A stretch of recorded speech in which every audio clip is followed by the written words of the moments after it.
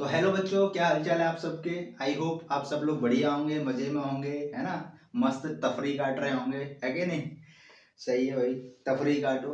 तफरी काटने का टाइम नहीं है वैसे, अगर देखा जाए तो बिल्कुल भी, क्योंकि अब एक से लगभग एक डेढ़ महीना ही बचा है, एक सवा महीना। ठीक है। 15 फरवरी से आपके एग्जाम्स हैं, बोर्ड्स वाले के जो 10th क्लास में हैं। ठीक है। तो बच्चों, आज मैं अपनी पहली वीडियो ये रिकॉर्ड कर रहा हूँ, जिसको आप देख रहे हो इस चैनल पर, क्योंकि मैंने ये नया चैनल बनाया है। लेकिन ऐसा नहीं है कि मैं पहली बार पढ़ाने जा रहा हूँ। टीचिंग फील्ड में मेरा कम से कम 8+ ईयर्स का एक्सपीरियंस है। इस काम को करते हुए मुझे लगभग 8 साल तो हो ही गए हैं, आराम से हो गए हैं। ठीक है। बट मुझे लगा कि अब मुझे ऑनलाइन भी पढ़ाना चाहिए, मुझे ऐसा लगता है ना। कुछ बड़ा करना चाहिए, कुछ आगे जाना चाहिए, है ना। हमें अपने आप को लिमिटेशंस में नहीं बांधना चाहिए, है ना। तो कुछ आगे बढ़ते रहने के लिए कुछ नया करते रहना चाहिए। तो उसी चीज को देखते हुए मैंने इस चीज को स्टार्ट किया है, ऑनलाइन में स्टार्ट कर रहा हूँ। और ये मेरा पहला वीडियो है जो आप देख रहे हो। अब इस चैनल को बनाने का मोटिव क्या है, पहले वो समझते हैं। देखो भाई, इस चैनल को बनाने का मेरा जो मेन मोटिव है वो ये है कि अ, बच्चे जो होते हैं वो साइंस पढ़ते हैं, मैथ्स पढ़ते हैं, इंग्लिश पढ़ते हैं। ठीक है। इन सब्जेक्ट्स को बड़े आराम से पढ़ते हैं, बड़े मन से पढ़ते हैं, बड़े इंटरेस्ट के साथ पढ़ते हैं। बट एसएसटी का सब्जेक्ट वो कहीं ना कहीं इग्नोर करते हैं, या फिर वो सिर्फ इतना ही समझते हैं कि ये सिर्फ 10th बोर्ड्स तक आने वाला है, उसके बाद ये किसी काम का नहीं होगा, तो हम इसको बस उतना ही पढ़ें, रट लें, कैसे भी करके कुछ भी कर लें, वन नाइट वन डे अपना दे दें, उसको पूरा रट मारें, चाट लें, पी लें, घोल कर कुछ भी कर लें। ठीक है। बस उतना ही उसको रखते हैं। लेकिन मोटिव मेरा ये है कि बच्चे ऐसा ना करें, क्योंकि एसएसटी सब्जेक्ट कोई इतना नॉर्मल सब्जेक्ट नहीं है। ये आपकी लाइफ जो होती है ना, जो आपकी लाइफ है, उसमें बहुत ज़्यादा इम्पोर्टेंट रोल प्ले करता है। ठीक है। हिस्ट्री है, ज्योग्राफी है, सिविक्स है, इकोनॉमिक्स है। चारों सब्जेक्ट आपकी लाइफ में, हमारी लाइफ में बहुत ज़्यादा इम्पोर्टेंस रखते हैं। ठीक है। किस तरह रखते हैं। हिस्ट्री जब हम पढ़ते हैं तो हम ये सीखते हैं कि जो हमारे आसपास की चीज़ें हैं वो पुराने समय में कैसे कहाँ से ओरिजिनेट हुई, कैसे आई, क्या हुआ, है ना। चीज़ें एक जगह से दूसरी जगह कैसे गई, वो सारी चीज़ें हम देखते हैं। लोगों ने क्या गलतियाँ करी, उनसे हम सीखते हैं। ज्योग्राफी अगर हम देखें तो ज्योग्राफी में जो हमारे रिसोर्सेस हैं, जो हमारे चारों तरफ जो रिसोर्सेस हम यूज करते हैं, पानी यूज कर रहे हैं, बाकी बहुत सारी चीजें हम यूज कर रहे हैं ना, कोयला है, पेट्रोल है, बहुत सारी चीजें हैं। किस तरीके से हमें इनको मैनेज करना है, किस तरीके से हमें इनको यूज करना है, वो सारी चीजें हम इसमें सीखते हैं। कितना हमारे पास अवेलेबल है, कितना खत्म हो गया है, वो सारी चीजें हम ज्योग्राफी में देखते हैं। सिविक्स में हम ये सीखते हैं कि हमारी जो कंट्री है या जो दुनिया है वो किस तरीके से, किस पैटर्न पर गवर्न हो रही है ना। स्पेशली अगर हम अपनी कंट्री की बात करें तो हमारी कंट्री किस तरीके से गवर्न की जा रही है, जो लोग हमारी सरकार को चलाते हैं वो किस पैटर्न पर चलाते हैं, है ना। हमारे यहाँ पर किस तरह का रूल है। ठीक है। हमारा जो वोट है वो किस तरीके से लोगों के लिए इम्पोर्टेंट है। ठीक है। और हमारे लिए भी उतना ही कितना इम्पोर्टेंट है, वो हम ये सारी इंफॉर्मेशन सिविक्स के थ्रू सीखते हैं। हमारे जो सिविल राइट्स हैं, जो फंडामेंटल राइट्स हैं, वो हमें मिले हुए हैं, उनका क्या यूज है, वो बहुत सारी चीजें हम सीखते हैं। ठीक है।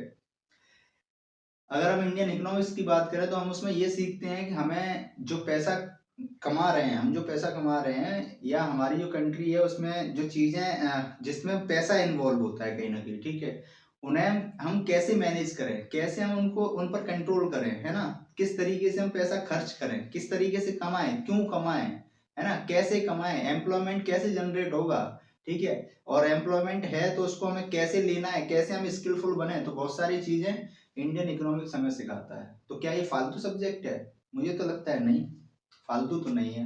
बट ऐसा हवा सा बना दिया है बच्चों ने, या लोगों ने बच्चों के बीच में, कि एसएसटी तो रट्टू सब्जेक्ट होता है, बड़ा उबाऊ सब्जेक्ट होता है। बट ऐसा होता नहीं है। इसको अगर ध्यान से समझोगे तो ये आपकी लाइफ को डिफाइन करता है। बहुत इंपॉर्टेंट सब्जेक्ट है। मैं ये नहीं कहता बाकी सब्जेक्ट इंपॉर्टेंट नहीं है, बट एसएसटी उतना ही आपके लिए इंपॉर्टेंट होना चाहिए जितना साइंस है, जितना मैथ्स है। ठीक है बच्चों।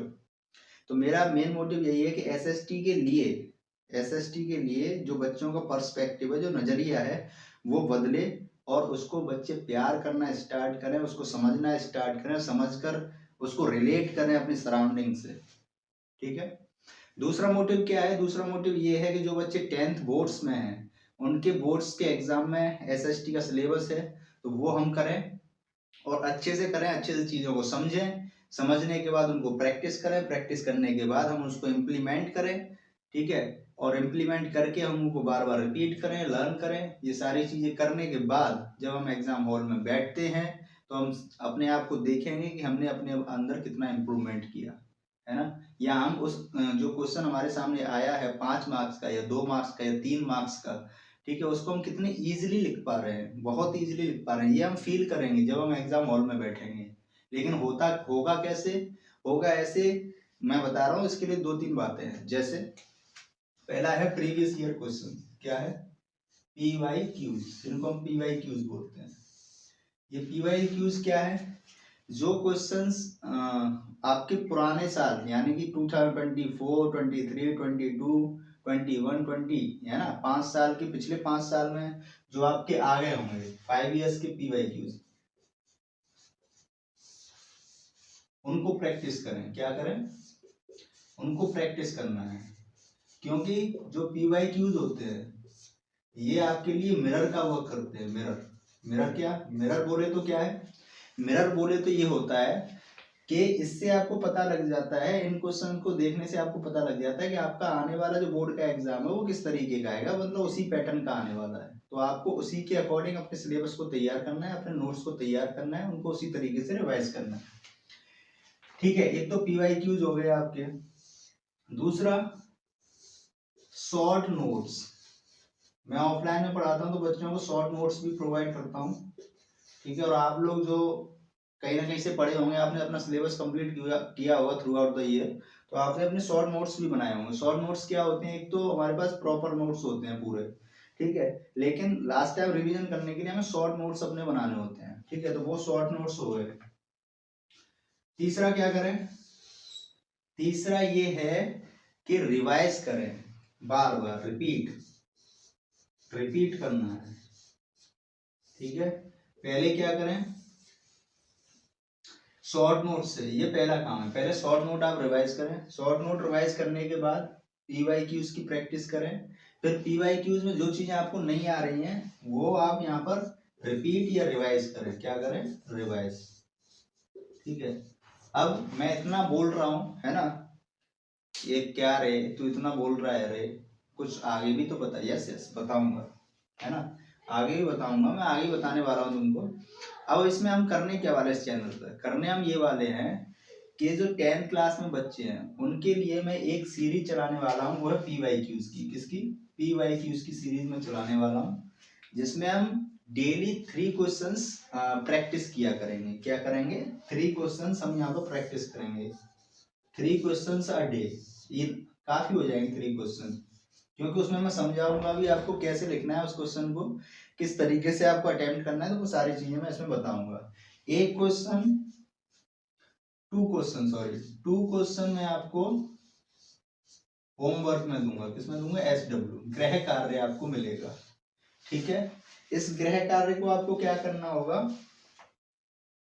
ये वाला गृह कार्य और ये 3 क्वेश्चन, तीनों को मिलाएंगे आप, 5 क्वेश्चन हो गए। कितने क्वेश्चन हो गए? 5 क्वेश्चन अ डे, ठीक है। 5 क्वेश्चन को आप अपनी नोटबुक में नोट करते जाओगे, नोट करते जाओगे, लिखते जाओगे, लिखते जाओगे, लिखते जाओगे। बंटी तेरा सावन स्लो है क्या? तो आप बोलोगे नहीं। क्यों?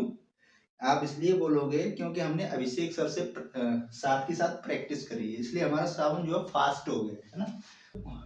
तब यहाँ पर जो 5 क्वेश्चन आपके अ डे प्रैक्टिस हो जाएंगे, तो आप उसको जब कॉपी में नोट कर लोगे, अपने आप से खुद से लिख लोगे। लिखने के बाद जो टेलीग्राम चैनल होगा मेरा, है ना, मैं एक टेलीग्राम चैनल भी बनाऊंगा, तो भाई जरूरी है एग्जामिन करना, जरूरी है कि आपने क्या लिखा। तो आप क्या करोगे? उनको आप टेलीग्राम पर सेंड करोगे। क्या करोगे? वाइजली आप टेलीग्राम पर सेंड करोगे। टेलीग्राम चैनल का मैं लिंक आपको और नेम अगली वीडियो जो होगी उसमें दूंगा, ठीक है भाई। तो ऐसे करके हम डेली अगर प्रैक्टिस करेंगे, अगर आप लोग मेरे साथ प्रैक्टिस करते जाओगे, मुझसे जुड़ जाओगे, तो आपका बहुत ज्यादा भला हो जाएगा। अरे ये मैं क्या कर रहा हूँ? आपका भला कर रहा हूँ? क्या गलत कर रहा हूँ? अच्छा कर रहा हूँ ना, भला कर रहा हूँ तो अच्छा कर रहा हूँ। तो आपको भी क्या करना है, अगर वीडियो अच्छी लगे, अगर मेरा पढ़ाने का तरीका अच्छा लगे आपको, है ना, तो उस वीडियो को अपने फ्रेंड्स के साथ तुरंत शेयर कर देना। क्या कर देना? तुरंत शेयर। ऐसे जो बटन होता है ना शेयर वाला, इस तरीके से एक एरो सा बना होता है, इसको कर देना, या फिर ऐसे करके होता है। तो फटाफट से शेयर, लाइक और कमेंट जरूर मार देना कि सर आपने हमें जो सिखाया वो बहुत अच्छे से सिखाया है, ऐसे करके कमेंट और कर देना। ठीक है भाई, तो मैं समझूंगा मेरा पढ़ाना मतलब सफल हो गया। ठीक है, तो इस तरीके से हम जब प्रैक्टिस करेंगे क्वेश्चंस की, और मैं आपको ज्यादा बड़ी बड़ी वीडियोस नहीं दूंगा स्टार्टिंग में, छोटी छोटी वीडियो 15 मिनट, मैक्स 15 मिनट की, 15 से 20 मिनट की।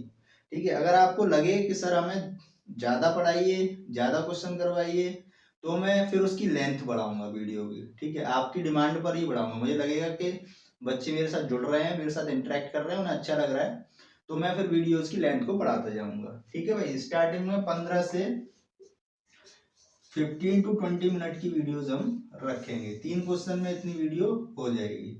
ठीक है, क्योंकि स्टार्टिंग में ज्यादा लंबी वीडियो करूंगा तो आप सोचोगे अरे इतना टाइम कंज्यूम हो रहा है ये वो, लेकिन टाइम तो कंज्यूम करना करना पड़ेगा भाई। भाई टाइम, अगर आप किसी चीज को अच्छा करने में टाइम लगाओगे तभी आपको रिजल्ट अच्छा मिलेगा, ये भी आपको याद रखना है साथ में। तो आप ये मत सोचिए कि हम सर की 20 मिनट की वीडियो देख रहे हैं, 30 मिनट की देख रहे हैं तो इसको फटाफट फटाफट निकालते जाए, नहीं। अगर आप जल्दी जल्दी स्किप करके देखोगे तो आप बहुत सारी चीजों को मिस कर दोगे, बट ऐसा मत करना। अगर आपको देखनी है तो पूरी देखिए, हर एक बात को समझिए। ठीक है, तो ये पैटर्न है जिस पैटर्न पर हम काम करेंगे। शॉर्ट नोट्स के थ्रू आप रिवाइज करेंगे।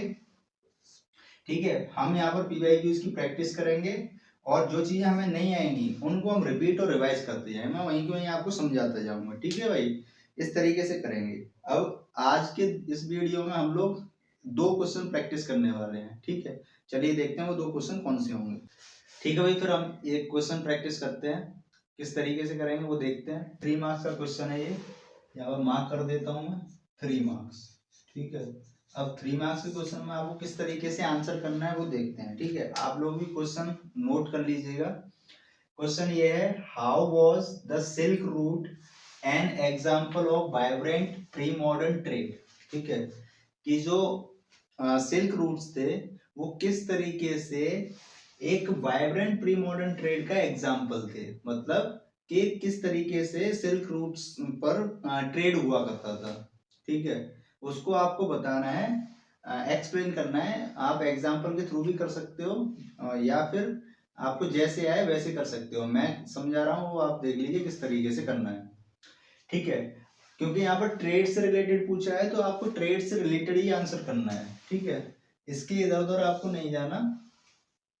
इसमें आप एक तो डेफिनेशन लिख सकते हो कि सिल्क रूट्स होते क्या हैं पहला। ठीक है, यहाँ पर आप पहले नंबर पे क्या कर सकते हैं, डिफाइन, कि सिल्क रूट होते क्या हैं। ठीक है, ये आप डिफाइन कर सकते हो। उसके बाद ट्रेड से रिलेटेड आप क्या लिखेंगे, इंटरकॉन्टिनेंटल ट्रेड रूट्स। जो सिल्क रूट्स होते थे वो इंटरकॉन्टिनेंटल ट्रेड रूट्स होते थे। इंटरकॉन्टिनेंटल से मतलब क्या होता है, जो अलग अलग कॉन्टिनेंट्स होते हैं उनके बीच में जब हम ट्रेड करते हैं तो उसको इंटरकॉन्टिनेंटल ट्रेड बोलते हैं। ठीक है भाई, अब इंटरकॉन्टिनेंटल ट्रेड्स में क्या होता था, जैसे हम एशिया में रहते हैं, कुछ यूरोप में रहते हैं, कुछ अफ्रीका के अंदर रह रहे हैं। ठीक है, ऐसे अलग अलग कॉन्टिनेंट्स में रह रहे हैं। तो जो सिल्क रूट्स हुआ करते थे वो कनेक्ट करते थे एशिया को यूरोप और अफ्रीका से, एशिया अफ्रीका एंड यूरोप होते हुए ऐसे एक, ये सब एशिया यूरोप अफ्रीका आपस में कनेक्ट करते थे। ठीक है, इसका मतलब क्या है कि एशिया से यूरोप और अफ्रीका में क्या किया जाता होगा, ट्रेड किया जाता होगा। ठीक है, इससे ये मतलब है, कनेक्ट करने से मतलब ये है। तो आप जो पहला पॉइंट लिखेंगे इसके अंदर वो ये लिखेंगे, इंटरकॉन्टिनेंटल ट्रेड रूट्स हुआ करते थे। अब इसमें आप पूरा डिफाइन कर देंगे कि it connects Asia Europe and Africa with each other. ठीक है, और किस तरीके से वो लोग आपस में ट्रेड करते थे, यहाँ से एक्सपोर्ट किया जाता था, वहां से इंपोर्ट किया जाता था, है ना, चीजों को। तो आप इसके अंदर लिखोगे पहला पॉइंट। दूसरा, कल्चरल एक्सचेंज। कल्चरल एक्सचेंज से मतलब क्या होता है, जो हमारा रिलीजन वगैरह होता है या हमारी कोई रिचुअल्स होते हैं, कोई चीजें होती हैं। ठीक है, या हम कुछ कुछ चीजें फॉलो करते हैं, दूसरा रिलीजन वाले कुछ अदर चीजें फॉलो करते हैं। ठीक है, जैसे मान लीजिए मैं हिंदू हूँ, कोई मुस्लिम है। ठीक है, तो मैं किसी दूसरी जगह गया तो मैं अपने साथ वो चीजें लेके जाऊंगा जो मैं फॉलो करता हूँ। ठीक है, मुस्लिम्स अपने इधर आएंगे तो वो अपने साथ जो चीजें फॉलो करते होंगे वो चीजें लेकर आएंगे। तो ऐसे करके कल्चरल एक्सचेंज होता है, ठीक है, किसके थ्रू, सिल्क रूट्स के थ्रू होता था, ठीक है। तो दूसरा हम लिखेंगे कल्चरल एक्सचेंज, कि किस तरीके से कल्चरल एक्सचेंज होता था। जब लोग एक जगह से दूसरी जगह जाते थे, एशिया से लोग यूरोप गए, तो एशिया वाले जो चीजें करते होंगे वो यूरोप ने के लोगों ने, वहां के लोगों ने अपनाई होंगी, ठीक है। यूरोप वाले जो चीजें करते होंगे वो एशिया के लोगों ने अपनाई होंगी। ये एशिया वाले लोग यूरोप जा रहे हैं, यूरोप वाले एशिया आ रहे हैं। मान लीजिए एशिया का पर्सन कोई अफ्रीका गया, ठीक है भाई, तो अफ्रीका में अपने साथ जो चीजें वो कर रहा है, जो चीजें अपना रहा है, ठीक है, वो अफ्रीका में गया तो वहां के लोगों ने वो देखा, अरे भाई ये तो ये कर रहा है, ठीक है, ये हमें भी करना चाहिए। अफ्रीका का कोई पर्सन आया तो वो अपने साथ में कुछ चीजें लेके आया, तो उन्होंने ऐसे करके क्या हुआ, कल्चरल एक्सचेंज हुआ। अब रोल इन इकोनॉमिक ग्रोथ, तीसरा पॉइंट आप देंगे कि role in economic growth, economic growth में किस तरीके से रोल प्ले करते हैं सिल्क रूट।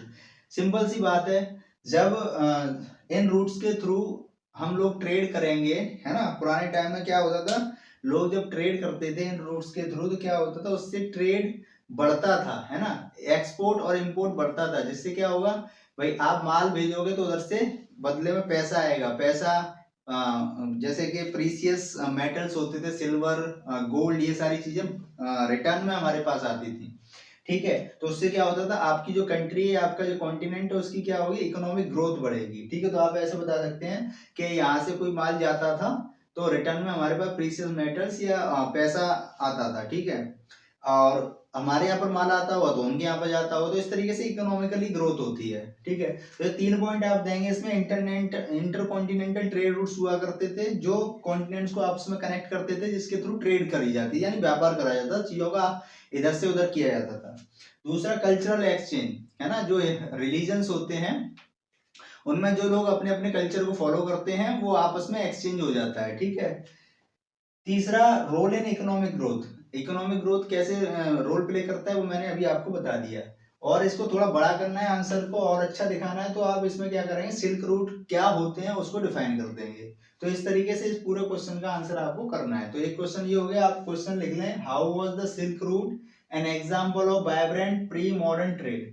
इसको एक्सप्लेन करना है, ये 3 मार्क्स का क्वेश्चन है, आप इसको नोट कर लीजिए और प्रॉपर इसको लिखिएगा। मैंने 3 पॉइंट आपको इसमें बताए कि किस तरीके से करना है, कि कोई भी बच्चा आंसर पूरा रट नहीं सकता है। कम बच्चे होते हैं जो रट पाते हैं, और रटना भी नहीं, रटना क्यों है, हमको इस तरीके से कीवर्ड्स ही उसमें याद रखने होते हैं कि intercontinental trade routes, cultural exchange होता है, रोल प्ले करता है इकोनॉमिक ग्रोथ में। तो इस तरीके से तीन की पॉइंट आपको याद होंगे, इससे पूरी एक दो लाइन आप बना दोगे, सिंपल सा है। क्वेश्चन है वो ये है, manufacturing sector is considered the backbone of economic development, justify the statement. इस तरीके से ज्यादा क्वेश्चन आपको देखने को मिलते हैं, justify the statement, analyse the statement, examine the statement with examples, ठीक है। तो इस तरीके से आपको जरूर घिसा पिटासा ये इनका है बोर्ड वालों का, ये हर बार आपको देंगे, justify the statement, analyse the statement, ऐसा ही मिलेगा, ठीक है भाई। क्वेश्चन क्या है उसको समझिए कि मैन्युफैक्चरिंग जो सेक्टर है उसको जो कंट्री की इकोनॉमिक डेवलपमेंट जो होता है उसका बैकबोन माना जाता है। क्या ऐसा है या नहीं, आपको क्या लगता है, और है तो आप बताइए वो किस तरीके से है, ठीक है भाई। अगर आपको लगता है कि हाँ ऐसा है, कंट्री की इकोनॉमिक डेवलपमेंट की बैकबोन है एक तरीके से मैन्युफैक्चरिंग सेक्टर, तो आपको फिर उसके मतलब सपोर्ट में आपको फिर आंसर लिखना है, ठीक है। अब मैं इसके लिए आपको पॉइंट्स बता रहा हूँ, 5 मार्क्स के लिए बता रहा हूँ, ठीक है। 5 मार्क्स का क्वेश्चन है ये, एक तरीके से इसको 5 मार्क्स में भी आप लिख सकते हो, जितना मैं बता रहा हूँ 5 मार्क्स के लिए। 1-2 पॉइंट कम कर दोगे, 3 लिख दोगे तो 3 मार्क्स के लिए हो जाएगा, ठीक है भाई। अब इसमें आप समझिए, देखिए मैन्युफैक्चरिंग इंडस्ट्रीज जो होती है, मैन्युफैक्चरिंग इंडस्ट्रीज का मतलब क्या होता है, क्या होता है, आधे तो खत्म हो गए, क्या होता है, क्या होता है, कुछ तो होता है सर, कुछ तो है। सिंपल सा है, मैन्युफैक्चरिंग इंडस्ट्री यानी कोई भी चीजें इंडस्ट्री में जब बनती हैं तो उसको मैन्युफैक्चरिंग इंडस्ट्री बोलते हैं, ठीक है। तो अगर आप देखेंगे कि अगर कहीं पर भी एक मैन्युफैक्चरिंग इंडस्ट्री लगती है तो उसके कई सारे रीजन हो सकते हैं और कई सारी चीजें उससे होती हैं। जैसे सबसे पहले तो अगर कहीं भी कोई फैक्ट्री सेटअप होगी तो क्या होगा, एम्प्लॉयमेंट जनरेशन होगा, है ना, भाई एक जगह ली जाएगी, उसमें फैक्ट्री सेट की जाएगी, फैक्ट्री सेट होगी तो उसमें वर्कर चाहिए होंगे, काम कौन करेगा? सही बात है कि नहीं? सही बोल रहे हो सर, बिल्कुल सही बोल रहे हो। हाँ भाई सही बोल रहा हूँ। तो उसमें वर्कर्स चाहिए होंगे, वर्कर्स चाहिए होंगे तो एम्प्लॉयमेंट जनरेशन होगा, अखबारों में पर्चे निकलेंगे, पर्चे निकलवाए जाएंगे, अखबारों में ऐड करवाए जाएंगे कि फलानी इंडस्ट्री खुली है, उसमें वर्कर्स की जरूरत है, तो अपने अपने रिज्यूम लेके पहुंच जाओ भाई। ठीक है, तो सबसे पहले एम्प्लॉयमेंट जनरेशन होगा तो आप इसमें एक लंबी सी लाइन खींच कर लिख देंगे, बनाकर, है ना, डिजाइन सी बनाकर, मतलब एक लाइन पूरा सेंटेंस फॉर्म में लिख देंगे। मैंने यहाँ पे शॉर्ट में समझा दिया आपको, एक कीवर्ड हो गया एम्प्लॉयमेंट जनरेशन। दूसरा, fosters innovation advancement in technology. ठीक है, मैन्युफैक्चरिंग इंडस्ट्री और क्या करती है भाई, नई नई टूल्स बनाती है, नई नई चीजें करती हैं। आज हम जो भी चीजें देख रहे हैं, चाहे स्मार्टफोन हो, चाहे वो कुछ भी हो, जो आप किसी भी तरह की कोई टेक्नोलॉजी यूज करते हैं, तो वो सब किसकी देन है? मैन्युफैक्चरिंग इंडस्ट्रीज की देन है। ठीक है भाई, तो नए नए इनोवेशंस करती है, जो टेक्नोलॉजी है उसमें एडवांसमेंट करने में हेल्प करती है ना। तो सारी चीजें हमें मैन्युफैक्चरिंग इंडस्ट्रीज में ही देखने को मिलती हैं, उसकी वजह से ये सारी चीजें हो पाती हैं। आज हम इतने एडवांस होते जा रहे हैं, है ना, इतने स्मार्ट फोन्स हम यूज कर रहे हैं, एप्पल का है, पता नहीं बहुत सारी कंपनी है, सैमसंग है, बहुत सारी हैं, तो उसमें नई नई फीचर्स आ रहे हैं। ठीक है, आज अंगूठा लगा देते हैं ऐसे करके, तो बायोमेट्रिक वाला सिस्टम आ गया है। ठीक है, फेस रिकॉग्निशन से आपका लॉक खुल जाता है, तो ऐसी बहुत सारी चीजें। तो इनोवेशंस बहुत ज्यादा देखने को मिलती है और टेक्नोलॉजी में एडवांसमेंट देखने को मिलता है, ये फायदा है। तीसरा क्या है, इन्फ्लुएंस जीडीपी ऑफ कंट्री। ठीक है, जब कोई फैक्ट्री सेटअप की जाती है तो उसमें बहुत सारी चीजें होती हैं, जैसे उसको सेट कर रहे हैं, फैक्ट्री को, नई नई फैक्ट्री लगा रहे हैं, तो उसके लिए जो भी हम माल बनाएंगे, है ना, जो भी प्रोडक्ट हम निकालेंगे, तो उसके लिए कुछ ना कुछ रॉ मटेरियल चाहिए होगा। जैसे मान लो एग्रो बेस्ड इंडस्ट्री लगाई हमने, है ना, एग्रीकल्चर से रिलेटेड, है ना, तो उसमें क्या है, अगर एग्रीकल्चर से रिलेटेड हम कोई इंडस्ट्री लगा रहे हैं, यानी खाने की इंडस्ट्री है कोई, तो उसके लिए खाने वाली चीजें हमें चाहिए होंगी ना, रॉ मटेरियल की तरह। अगर चिप्स बनाना चाह रहे हैं, तो चिप्स बनाने के लिए हमें रॉ मटेरियल में क्या चाहिए होगा? आलू चाहिए होगा। अगर आलू की चिप्स बना रहे हैं तो वो रॉ मटेरियल हमें चाहिए होगा। ठीक है, तो रॉ मटेरियल जहां से हम लेंगे उनको पैसा मिलेगा, तो वो पैसे वाले हो जाएंगे, है ना। क्यों पैसा पैसा करती है, क्यों पैसे पे तू मरती है, तो जब पैसा हो जाएगा तो वो वाला गाना गाएगा फिर वो।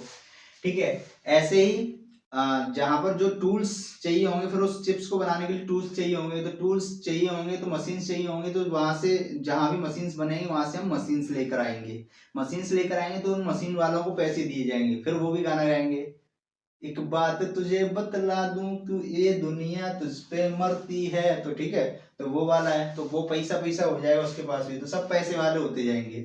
जब सब पैसे वाले होते जाएंगे, एम्प्लॉयमेंट जनरेट हो जाएगा, ठीक है, वर्कर्स के जेब में भी पैसा आने लग जाएगा, वो अपनी लाइफ अच्छे से जीने लग जाएंगे, तो हमारी इकोनॉमिक जो कंट्री है, जो हमारी कंट्री है, उसकी जीडीपी भी क्या होगी? ग्रो करेगी। जीडीपी क्या होती है? Gross domestic production, gross domestic production, ये भी ग्रो करेगा। ठीक है, फिर आता है चौथा point, fourth one, robust manufacturing base. ठीक है, इससे क्या होता है, जब हम प्रोड्यूस कर लेते हैं, माल प्रोड्यूस कर लेते हैं, ठीक है, उसके बाद क्या होता है, उस माल को हम दूसरी जगह भेजेंगे, अपनी कंट्री के अंदर भी बेचेंगे और वो माल दूसरी जगह भी जाएगा, यानी कि आउट ऑफ द कंट्री जाएगा। ठीक है, एक्सपोर्ट करेंगे। ठीक है, तो जब एक्सपोर्ट करेंगे तो उससे क्या होगा, हमारी जो कंट्री है उसकी वर्ल्ड वाइड एक अच्छी इमेज बनेगी कि देखो वहां पर इतना अच्छा माल प्रोड्यूस होता है, वहां पर इतनी अच्छी फैक्ट्री सेटअप है, ये है वो है, तो उससे क्या होगा, जो बाहर की कंपनीज हैं, जो बाहर की कंट्रीज की कंपनीज हैं, वो इन्फ्लुएंस होंगी। इन्फ्लुएंस होने से क्या होगा, वो हमारी जो कंपनीज हैं या हमारी जो कंट्री है उससे क्या करेंगी, टाई अप करेंगी, है ना, उसके साथ टाई अप करेंगे और यहाँ पर अपनी जो फैक्ट्रीज हैं, जो भी फैक्ट्रीज वो अपनी कंट्रीज में चला रहे हैं, उनको यहाँ पर भी सेटअप बनाएंगी, जिससे कि हमारी कंट्री में और ज्यादा एम्प्लॉयमेंट जनरेशन होगा। तो एक ये हो गया robust manufacturing base. Fifth one, sustain growth prosperity global recognition. तो मैंने ये ऊपर वाले पॉइंट में थोड़ा सा समझाया इसके बारे में कि जब हम एक्सपोर्ट वगैरह करेंगे, इंपोर्ट वगैरह करेंगे, तो उससे क्या होगा, हमारे पास भी पैसा आएगा, एक्सपोर्ट करेंगे तो दूसरी जगह माल जाएगा, वहां से रिटर्न में हमारे पास पैसा आएगा, डॉलर आएंगे तो पैसा बढ़ेगा और सब पैसा ही पैसा करेंगे, माला माल हो जाएंगे, तो उससे क्या होगा, प्रॉस्पेरिटी, यानी कि हम समृद्ध हो जाएंगे, है ना, हमारी ग्रोथ है वो बढ़ती जाएगी। ठीक है, ग्लोबल रिकॉग्निशन मिलेगी, हमारी जो कंट्री है उसको ग्लोबली रिकॉग्नाइज करने किया जाने लगेगा, है ना। कि आज के टाइम में अगर आप देख पा रहे होगे तो हमारी कंट्री को काफी रिकॉग्निशन मिल रही है ग्लोबली, है ना, क्योंकि हम अच्छा काम करते जा रहे हैं तो दुनिया हमें जान भी रही है, पहचान रही है। ठीक है भाई, तो इस क्वेश्चन का जो मतलब था, मुझे लगता है आप लोग समझ गए होंगे, अच्छे से समझ गए होंगे। जो मैंने ये समझाया है इसका मतलब भी आप समझ गए होंगे, ये पॉइंट्स मैंने समझाया उनको भी अच्छे से समझ गए होंगे। यही बातें आपको इसमें पैराग्राफ की फॉर्म में या पॉइंट की फॉर्म में लिखनी है। मैंने ये कीवर्ड्स यहाँ पर लिख दिए हैं, इनको आपको अब सेंटेंस की फॉर्म में बना के लिख देना है। तो ये आराम से आपका 3 मार्क्स में 6 लाइन का हो जाएगा, और 5 मार्क्स के लिए आपका 10 से 12 लाइन आपको बना देनी है इसमें। ठीक है, अब ये आप पर डिपेंड करेगा कि आप कितना अच्छा लिखते हैं। ठीक है, कि कितना अच्छा कहानी की फॉर्म में लिख लेते हैं चीजों को, कितने अच्छे वर्ड्स आप लिख लेते हैं वो कॉपी के अंदर। ठीक है, तो जितना अच्छा आप सजा दोगे, जितना अच्छा आप लिख दोगे, उतने ही अच्छे नंबर आपको मिल जाएंगे। बाकी ये कीवर्ड्स हैं जो मैंने आपको समझा दिए हैं कि आपको लिखना क्या है। ठीक है, आई होप मुझे लगता है कि आप लोगों ने जो मैंने समझाया है वो आपको समझ में आया होगा। ठीक है, अगर समझ में आया है तो लाइक ठोकना है आपको, कमेंट भी करना है कि कैसा लगा। ठीक है, और अपने दोस्तों के साथ, अपने फ्रेंड्स के साथ इसको तुरंत शेयर कर देना है, क्योंकि उनका भी कुछ भला हो जाए। ठीक है, और मेरा भी थोड़ा बहुत कुछ भला हो जाए। ठीक है, मुझे भी लगे कि हाँ तुम लोग पढ़ रहे हो, समझ रहे हो, तो मुझे भी यार मजे तभी मजा आएगा जब मुझे लगेगा कि हाँ कि बच्चे समझ रहे हैं, देख रहे हैं मेरी वीडियोस को, तभी तो बनाने में मजा आएगा ना वीडियोस। नहीं तो फिर ये लगेगा कोई देख ही नहीं रहा तो क्यों बनाए भाई। एनर्जी बनाने वीडियो बनाने की एनर्जी तभी आएगी जब मुझे लगेगा कि हाँ बच्चे मेरी वीडियोस को देख रहे हैं, है ना। तो उसके लिए जरूरी है, मुझे पता तब चलेगा जब आप कमेंट करके बताओगे और लाइक करोगे, है ना, और शेयर करोगे ज्यादा से ज्यादा। अब एक क्वेश्चन मैं आपको दे रहा हूँ, वो आपको होमवर्क में करना है। ठीक है, कर लो, recognise the differences between federal and unitary system of government। ठीक है भाई, recognize the differences between federal and unitary system of government. तो आपको क्या करना है, जो फेडरल गवर्नमेंट होती है और यूनिटरी गवर्नमेंट होती है, इन दोनों में क्या डिफरेंस होता है वो आपको डिफरेंस की फॉर्म में लिखना है। जैसे मैंने यहाँ पर लिख दिया फेडरल एंड यूनिटरी, जैसे डिफरेंस करते हैं, डिफरेंशिएट बिटवीन दो चीजों के बीच में, तो 3 पॉइंट आपको लिखने हैं। 3 मार्क्स का क्वेश्चन है, 3 पॉइंट आपको लिखने हैं। ठीक है, अब देखो भाई, किसी को बुरी लगे तो लग जाए, अगर आप अभी अपने आप को टाइम नहीं दे रहे हो, अभी अपने आप में इम्प्रूवमेंट नहीं कर रहे हो, अभी अपने आप में चीजें करके प्रैक्टिस करके नहीं देख रहे हो, है ना, मेरे साथ मैं करा रहा हूं तब भी आप नहीं कर रहे हो, तो आपसे बड़ा मूर्ख कोई नहीं है। ठीक है, आप ना तो इंजीनियर बन पाओगे इस हिसाब से, ना डॉक्टर बन पाओगे, आप सिर्फ एक चीज बन जाओ और वो बेवकूफ। अपने आप को बना लोगे, किसी का कुछ नहीं बिगड़ेगा, किसी का कुछ नहीं जाएगा, जो जाएगा आपका ही जाएगा, समय जाएगा आपका, आपका पैसा जाएगा, और किसी का कुछ नहीं जाएगा। ठीक है भाई, वीडियो अच्छी लगे तो लाइक ठोक देना। ठीक है, कमेंट करके जरूर बताना कि कैसी लगी। ठीक है, मेरी पहली वीडियो है ये, तो मैं थोड़ा सा, हो सकता है मैं थोड़ा सा फंबल कर रहा हूँ बोलने में, अटक रहा हूँ या कहीं पर गड़बड़ हो रही हो बोलने में, तो मुझे माफ कर देना, कोई दिक्कत नहीं है। ठीक है, ये सब चलता रहता है, कोई बात नहीं, छोटी मोटी बातें हैं, बड़े बड़े शहरों में छोटी मोटी बातें होती रहती हैं। धीरे धीरे जैसे जैसे मैं आपको पढ़ाता जाऊंगा, आपका मेरा इंटरेक्शन बढ़ता जाएगा, मैं उतना ही फ्लुएंट होता जाऊंगा। ठीक है, क्योंकि पहली वीडियो तो नर्वसनेस थोड़ी बहुत होती है, कोई दिक्कत नहीं है ना। बाकी ऑफलाइन में तो बच्चे सामने बैठे होते हैं तो मजा अलग ही होता है, वो एक अलग चीज है, पर ऑनलाइन का भी मजा अलग ही होगा, कोई दिक्कत नहीं है। आप मेरे साथ बने रहो, वीडियोस को लाइक करो, शेयर जरूर करो। ठीक है भाई, चलो अगली वीडियो में मिलेंगे।